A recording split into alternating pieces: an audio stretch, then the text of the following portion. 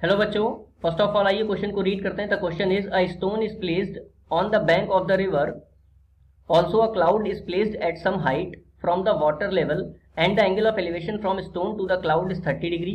Find the length from the cloud to its shadow in the river water if the shortest distance between cloud and stone is 35 metre.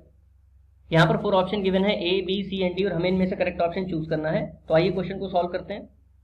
देखिए, सबसे पहले में दे रखा है कि ये बैंक रिवर है, ठीक है।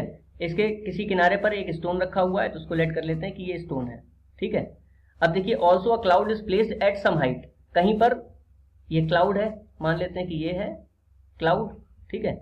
From the water level, water level से किसी डिस्टेंस पर है, किसी हाइट पर है, मान लेते हैं कि ये हाइट है, ठीक है। इस हाइट पर क्लाउड दे रखा है। And the angle of elevation from the stone to the cloud, angle of elevation है तो ये बन जाएगा 30 डिग्री का, ये गिवन है।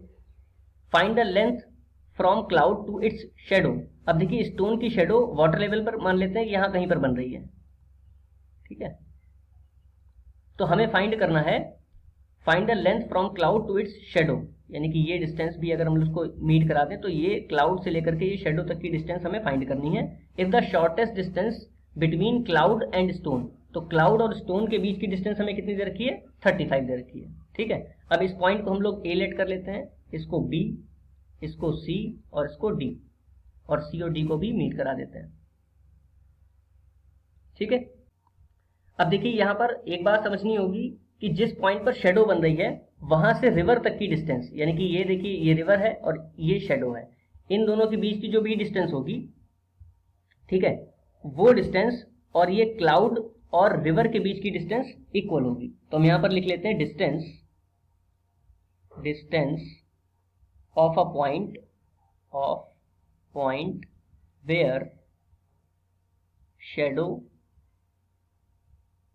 formed is equal to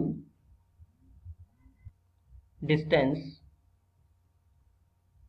of cloud from river, ठीक है। तो देखिए, डिस्टेंस ऑफ पॉइंट जहां पे शेडो बन रही है वो क्या है, ये दे रखा है, ये ए था, ये सी था, ये बी दे रखा है, ठीक है। तो B D equal to A B, ठीक है। तो अगर हम लोग ए बी की डिस्टेंस निकाल ले तो हमें बी डी की भी डिस्टेंस मिल जाएगी और फिर हमें टोटल डिस्टेंस भी मिल जाएगी, ठीक है ना। तो अब हम लोग ले लेते हैं in triangle A B C, in triangle A B C, तो कितना आ जाएगा, ये 30 डिग्री दे रखा है, इसके लिए ये ए बी क्या होगा, परपेंडिकुलर। और देखिए, बेस कितना हो जाएगा, बेस हमें गिवन नहीं है, ये डिस्टेंस गिवन है कि 35 है, किसके किसके बीच की डिस्टेंस, क्लाउड और स्टोन की, यानी कि ये हाइपोटेनस दे रखा है। तो हम लोग ले लेंगे इसमें sine 30 is equal to perpendicular, यानी कि ए बी अपॉन हाइपोटेनस 35।